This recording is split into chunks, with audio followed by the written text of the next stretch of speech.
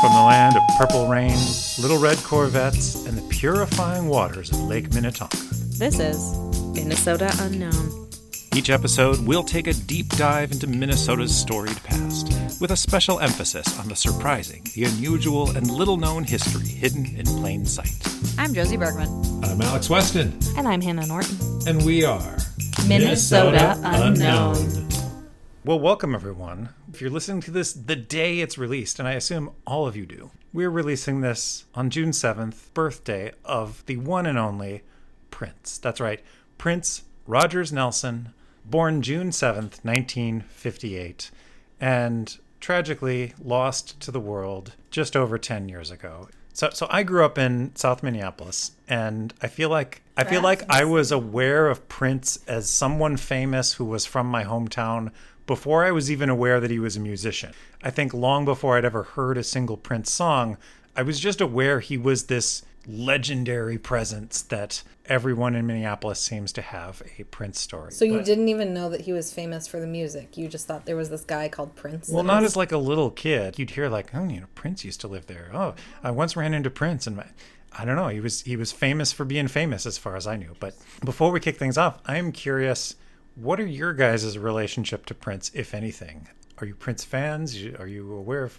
What's your awareness experience with Prince? No, I, still to this day, you could probably play Prince songs and I wouldn't know who it was. I think I know a couple, but I've never been a big Prince head, and I've never really known anything about him. I know some of the staples, but He was in a New Girl episode. I was just going to say, that is my most, formative memory for myself of Prince. Yeah, it's him in New Girl. Mm-hmm. But I'm He also... was very... That was a good episode. Didn't he request to be in it? I think so. It was really, really funny. Well, And then I didn't even know. I went to college, when I was watching New Girl, and I had no idea he was from here when I watched that episode.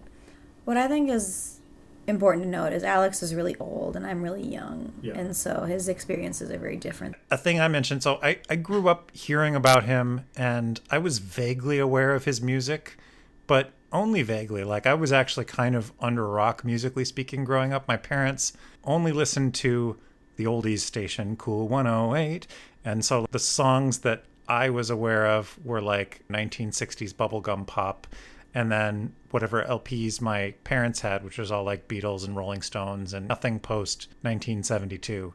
So I just was not aware of contemporary music, and so I was vaguely aware that Prince was a musician, but as I said, I was mainly aware of him as this guy that everyone seemed to think was a really big deal. My music teacher in elementary school would constantly be like, I taught Prince. And he would always use that to try to lecture us into paying attention. I think the implication was if we would stop clowning, was the word he used. He was 90 years old. But my very old elementary school music teacher would be like, I used to teach at Central High School. I taught a young Prince. Do you want to be Prince? That's where he got everything he knew. Yeah, I guess. Things like that. And I remember I had a teacher who loved to share his story about he went to school with Prince. And it was just this thing that around town I was aware of. And the first time I was aware in a big way was when, and here I'm just going to fully date myself, 1996, I was in 6th grade and Prince was getting married. Alex, you want to know something crazy? It's the year I was born. And I was a little 1.5 to 2-year-old. 1996, Valentine's Day, and there were 900 million helicopters flying over my school. I was in Lyndale Elementary at the time, and there were just tons of cars everywhere, and everyone was like, oh, it's because Prince is getting married down the street. Prince is getting... And I was like, oh, Prince. Oh, okay. Prince who? I just know that he got married at a church, which was just a couple blocks from my elementary school, and the paparazzi were out. They were just chill normal church or a cool looking church? A chill normal church. Interesting. I didn't know he was married at all. Yeah, well, he's married a few times. In my head, he's not he's kind of... I don't know if in my head he even has a corporeal form. I think in my head he doesn't. He's more of an idea. Yeah. I think in Prince's head, he's more of an idea, too. Okay. I think we'll get into that a little bit. I don't see him having needs. But no, I guess this was the first wife. But yes, he married dancer Maite Garcia when he was 37 and she was 22. So. Oh, yuck. Yeah, so I was aware of that. And eventually, I knew the big songs. Actually, I think the first time I was really knowledgeable of him was he was on Muppets Tonight, which was a short-lived Muppets show in the mid-90s. And this was shortly after he'd changed his name to unpronounceable name symbol. On this episode of The Muppet Show, the whole joke was like, none of the Muppets know what to call him. They're like, hi, it's ooh. And then, Kermit would do his little squishy Kermit face. Oh, that's my favorite Kermit face. Great, yeah. But as I got older, I actually checked out some of his records, and they were okay. I was not like a huge Prince fan initially. Alex's review of Prince. They were okay. They were okay. I should say I've since become a huge appreciator of Prince. But the thing I mostly knew of him was everywhere I went, people seemed to have Prince stories. In high school, I had a friend whose dad would just constantly tell us the same story in the way that dads trying to impress their teenage kids' friends do. He'd be like, I went to high school with Prince. We called him Rogers back then. Yeah, I was in, a band with him briefly. It was like, his claim to fame, like it was the coolest this guy had ever been in his life. And, he was 16, and so he's clinging to that because we were 16 at the time. So, like, you run into people like that. And then years later, I'm in a band, Union Shakedown. If you hear the name, it's because they did our theme song. And by they did our theme song, I mean, without telling my former band members, I used a clip of an old recording we never released as our theme song. Shout out, my friends, if you're listening. Thank you, and I'm sorry. Hey, this is the exposure your band's been waiting for. This is your big break. But no, we played a lot of the places around town for about 10 years or so. And for a while, we had a cover of Purple Rain as our set. And in fact, we would always end with it because there's something absolutely magical about that song. I didn't realize it until we played it live. I heard the recording. I was like, it's okay. And a friend of mine was like, no. I saw this one band and they closed with it and it just brought down the house. This song is amazing live. There's magic to it. And we're like, okay, we can learn it. So we learned the song.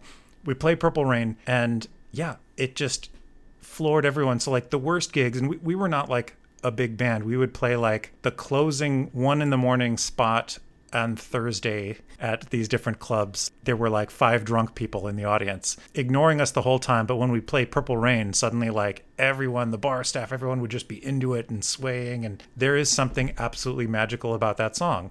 It's uniting. It's uniting. But because we always closed with it, then afterwards, as we're tearing down, inevitably the sound guy and the bartender and 3 or 4 drunks in the audience all would come up to us and be like, oh, I met Prince once, or, oh, I played a Prince gig, or, oh, I used to be a roadie for Prince. Like, everybody had these Prince stories. Every sound guy, every bartender, even a lot of the people in the other bands that we're playing along with, they all had a Prince story. So over the years, I've probably heard 300 Prince stories. And I'm going to recite them all. No, I'm kidding. I don't remember them well enough to try to recite them, but I always felt like if you're living in Minneapolis, especially if you're involved in music creation in any way, you probably regard Prince the way that people in the Pacific Northwest regard Bigfoot or something. He's just this like a mythical, legend. He's this legend that like everyone would be like, oh, I saw Bigfoot once. So, yeah. And then you have a story. So, A real one. but a real one. I do just feel that he was a cryptid, kind of like weird spirit that appeared and disappeared at will and not a real person. Yeah. Well, actually, I'm really glad you said that because not a real person is, I think, a very carefully constructed vibe that he put out there. Like, I think he Wanted that. very self-consciously crafted an image for himself. And based on every story I've heard and also everything I've read now about him, it seems like even for people close to him, they weren't really close to him. They were in proximity to him. Like, he didn't let people in. He was kind of always performing and always playing this character called Prince. And that character wasn't so much one specific personality as this kind of shifting trickster figure that is just hard to pin down and sort of hard to get to what's really going on inside of that head. So Prince is the cryptid of Minnesota. He's the cryptid of Minnesota, yeah. He's this kind of legendary folkloric figure almost. But no, I think for local people, the fact that he's not only a famous person from here, but that he made staying in Minnesota so much part of his identity. There is that interesting quote that was going around a lot during the ice stuff this winter where it was people being like, Prince being like, yeah, I'll never live anywhere but Minneapolis. And he was like, the cold keeps the bad people out. Like he had a love for Minneapolis and Minnesota as it is and not as an idealized version too, I kind of feel like with that. To an extent, yeah. And yet he also, I think, constructed his own Weird little palace. Minneapolis. Well, because again, he doesn't exist in our reality. It's like Prince's Minneapolis was this like fairyland under the real Minneapolis. Okay, so he was creating like a mythology for himself and also a mythology of Minnesota. Now, here at Minnesota Unknown, we love to try and strip away the layers of myth and legend and try to get at what really happened. And that's exactly what we're going to do in our next 2 episodes. Consider this episode as just a little appetizer, an amuse-bouche, if you will, before the main course, because next episode we're going to take a deep dive into the life of Prince Rogers Nelson and see what we can find about the actual human being behind the legend. Then, in the next episode after that, we're going to zoom out and try to put Prince into the larger context of the whole Minneapolis music scene. When he exploded in the 1980s, Prince was seen as the leading figure of what came to be called the Minneapolis sound. But while he certainly was a leading figure, Prince did not invent the Minneapolis sound all by himself, nor was he the only notable artist to emerge from that scene. So we're going to be looking at some of the other luminaries in this musical scene and explore how this unique fusion of funk, pop, jazz, and rock actually has roots that go all the way back to the 1950s and 60s. So that's what we have coming up in the weeks ahead. But for now, we're going to stay in the realm of hearsay and folklore because we put a call out on social media asking folks to share their own Prince stories. And listeners, you delivered. So we're going to present your stories here with Hannah and Josie taking turns reading them, and I'll butt in if needed to provide context. So first up, we had a couple people reach out simply to tell us that they have stories, but they'd rather not share them. I have a ton of Prince stories. Laughing face emoji, laughing face emoji, laughing face emoji. Too many to tell. Yes, but out of respect, I keep those stories to my close friends and myself. My memories about Prince and others are about people simply being people. I am sure others have much more interesting and exciting ones to share, if they decide to. Yeah, so a few people shared that they knew Prince before he was the superstar and enigma/cryptid. My grandmother's friend Ada lived in the neighborhood where he grew up in North Minneapolis. Ada is 100 years old now and still recalls him as young Prince Nelson. My sister lived across the street from his grandmother. I had a friend that used to car for him when he was a youngster. Sorry, babysit for him when he was a youngster. Oh, AI sometimes does not want to act right. Car? Yeah, we'll note that we're reading them as they were typed. I went to school with Prince at Bryan Junior High and Central. Didn't know him well, but he did get my face on TV. That guy had a screenshot of a page from Prince's yearbook that was in a local news piece, and he happened to be in that same row of faces. Nice. He played at Burnsville High School for Black Week. Everyone got to see him before he was famous. My sister and brother attended Central High when he was there, and my sister hung out around Grand Central. My husband's band recorded next to Prince in 1976. I think it may have been Moon Sound. My husband-to-be came home and said that a 17-year-old recorded next to them and played all the instruments and sang all the parts to all the songs. I told him that must have been Prince, who grew up in our neighborhood. My real father was in bands that played the same venues as Prince in the early years of his career. They dated some of the same women. They did not like each other. My father is convinced the song The Beautiful Ones is about this. If anyone referred to Prince by name or a song, it was met with mumbling anger over Prince's fame. I can only imagine how angry he is that Prince isn't just a famous person, but has legend-level status now, LOL. Now, as that last one indicates, not everyone who knew Prince had a positive experience. Here's a couple comments to that effect. Only a story his acquaintances ever told me about their interactions with him were about how he was a world-class prick. Reply to above, you are correct, sir. First-hand, unfortunately. As a local music industry professional, you don't want to hear my Prince stories. The professionals who directly worked with him were put through hell. There's plenty of people who are very private people that don't treat people like crap like he did. So once he was huge in the 80s, here are some people who encountered him or saw him in concert. During college in the mid-'80s, I frequently visited First Avenue. One night I was walking down the long, circular, dark ramp from upstairs. It was crowded, and I was kind of walking on the wrong side. In the dim light, I ran into this rather short guy. As I turned around to apologize, it was of course Mr. Nelson himself. That's the only time I ever ran into him. I'm 46 now, and one of my earliest memories is me watching my aunt wash the purple out of her hair after attending a Prince concert. It was Memorial Day weekend, 1983, and I had moved to the Twin Cities the year before. Earlier that week, a friend in South Minneapolis had sent an invitation to a party that Saturday afternoon for anyone still in town. So I headed over to the uptown area of Minneapolis in the morning to hang out in this area of funky shops, places to eat, and record stores before heading to the gathering. Uptown was practically dead. Few people can be found anywhere. Certainly this lent credence to this new Minnesotan that as few people as possible spent the first major summer holiday weekend in the city. I walked around a bit, looked in a store or two, and then headed to the biggest record store on Lake Street. I was the only car parked in front of the store. I went in, nodded to the bored 20-year-old behind the cash register, and headed to the record stacks. There was only one other customer in this huge store. What a selection! With so many music to choose from, I took my time looking. About a half hour later, I found myself in the Broadway show tunes section of the stacks. Great old classics, Guys and Dolls, South Pacific, Oklahoma, West Side Story. As I was flipping through the records, I noticed that 3 more people had come into the store. 2 really beautiful women in wild, colorful outfits with lots of jewelry and a guy with them. They were laughing quietly, but quieted quickly when they started to move around the store. I was still going through the Broadway albums when a smallish gentleman came up next to me and started to browse through the record stack next to the one I was at. I had just picked up an original pressing of the 1962 musical Showboat cast album and noticed the great condition and color reproduction. Yes, I'm a graphic designer, and had just put it back down in the bin. The guy picks it up and starts to admire it. I turned to him to mention how great the songs from that show were. It was Prince. I held in my double take the best I could and continued my comment about the album. To my surprise, he answered back. We talked about how we both loved the 1962 musical Showboat. He said many of the great songwriters of the day worked on Broadway back then, and I agreed. After a couple of minutes of conversation, we nodded to each other in that guy-to-guy way of saying, "We're done here," and both moved on to search for new records. Prince and the 2 women accompanying him stayed for another 15 minutes, buying a few records. I saw the kid behind the counter grab a Prince album and have him sign it. I thought about doing the same, but didn't. They left the store and I followed them out. There were only 2 cars on the street, my Honda and the black Corvette parked in front of me. The 3 of them got into the 2-seat car and with a bit of wheel screeching sped away. Prince bought the Showboat album. I already had a copy. I met Prince when I was an extra for Purple Rain, and because my last name is Carnes and Kim Carnes is my cousin, Prince and I became friends. My uncle was a makeup artist for Purple Rain.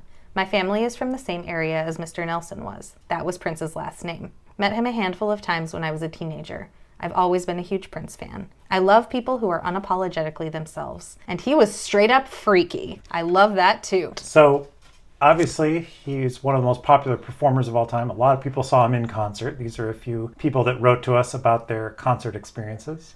I grew up in Arkansas. My wife at the time was a huge Prince fan. He was playing a show in Little Rock in 1998. I didn't have enough money to buy 2 tickets, so I bought one for my wife. I took her to the show and we went by where the local radio station was set up.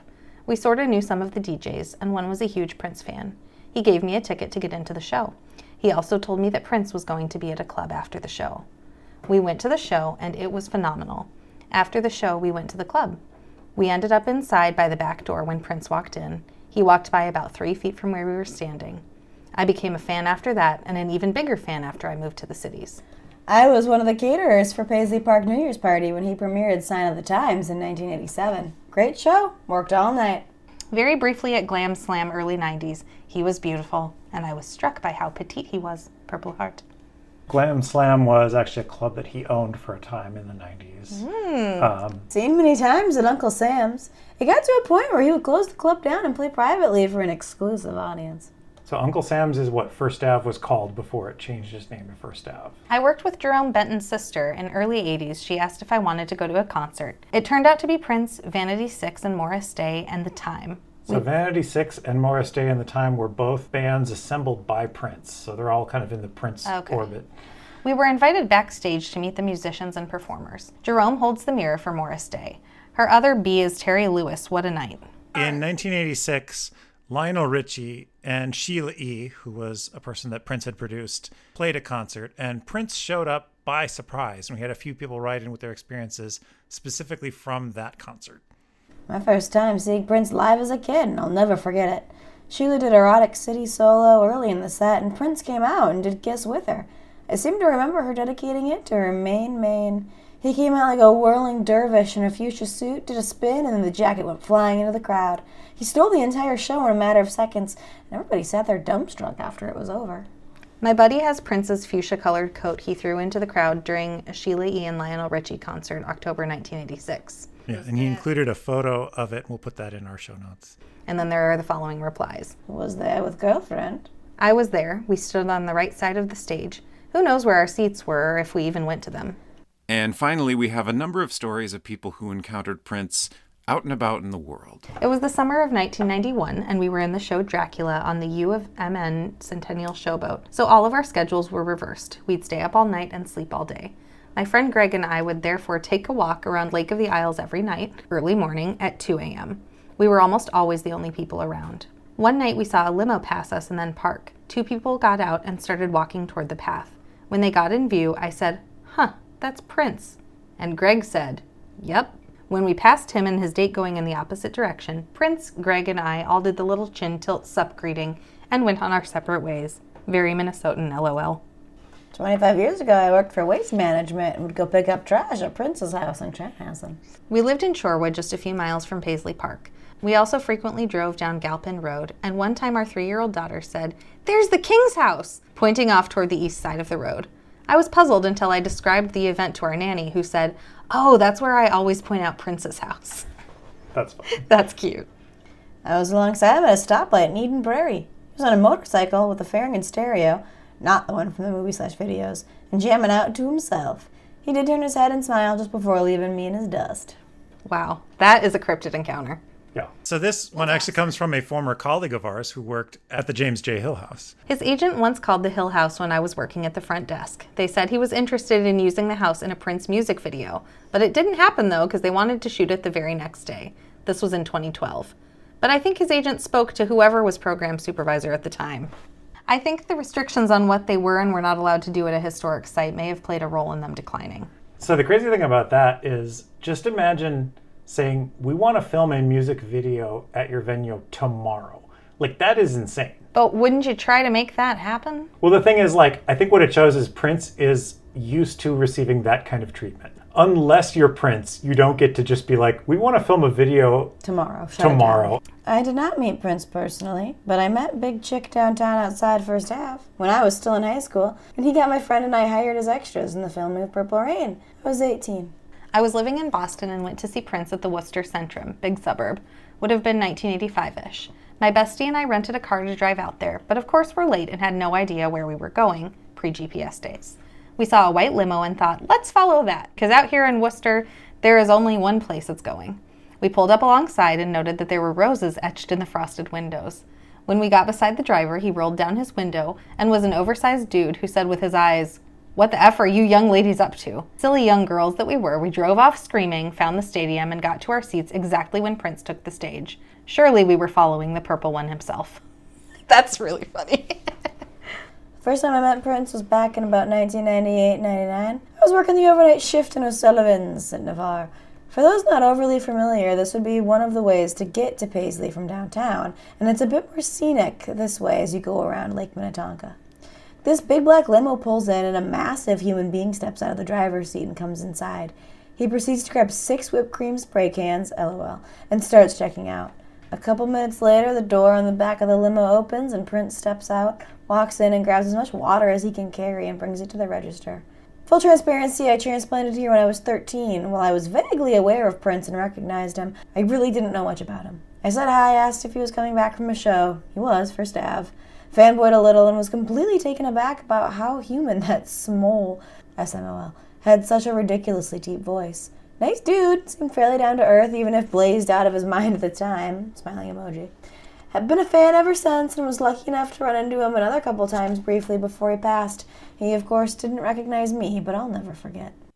I worked for 20 plus years out at Chanhassen Dinner Theaters, and there were many sightings there over the years. A castmate of mine went to the Lunds and Byerlys across from the theater late one night after our show.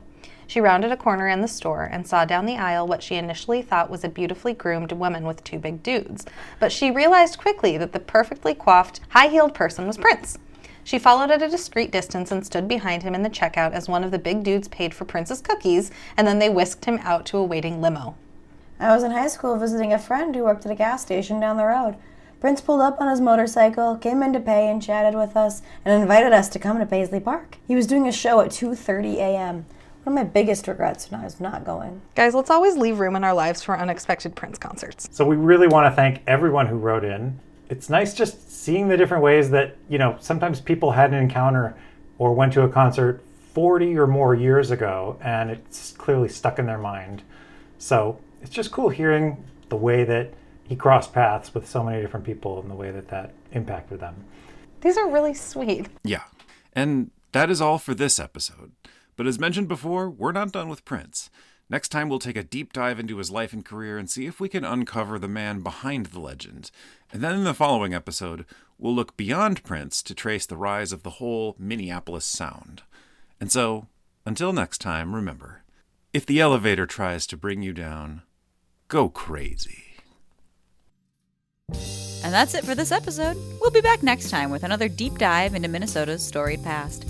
You can find detailed show notes for this and all episodes at minnesotaunknown.com/podcast.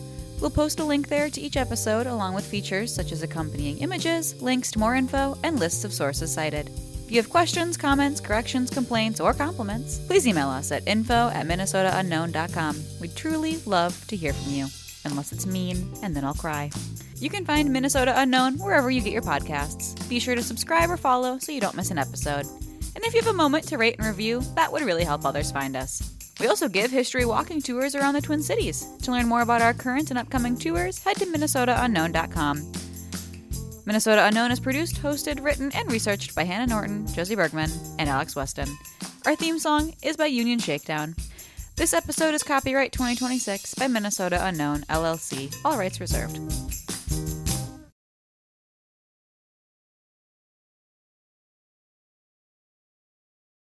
What brought us all here today, dearly beloved, is... Sorry. We are gathered here today to celebrate this thing called life. Yes, Prince. Anyway. Is that Prince? Yeah. Yes. Oh.